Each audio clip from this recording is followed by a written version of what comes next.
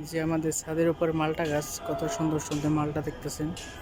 এই যে এখানে মালটা আছে 5টা, তারপরে এই যে এখানে আছে একটা, ওইদিকে আরো 2টা,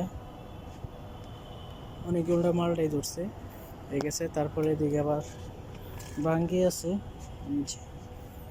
এই যে বাঙ্গি, তারপরে এদিকে শশা, এদিকে পেয়ারা আছে, লেবু গাছ আছে, তারপর কাঁচামরিচ গাছ, পেঁপে গাছ, এদিকে অনেক গাছই আছে। এখানে আবার ডালিম গাছ আছে, এই যে পেঁপে গাছ একটা বড়, তারপর এই যে একটা কামরাঙ্গা মাছ, আমরা গাছ, এই যে করলা।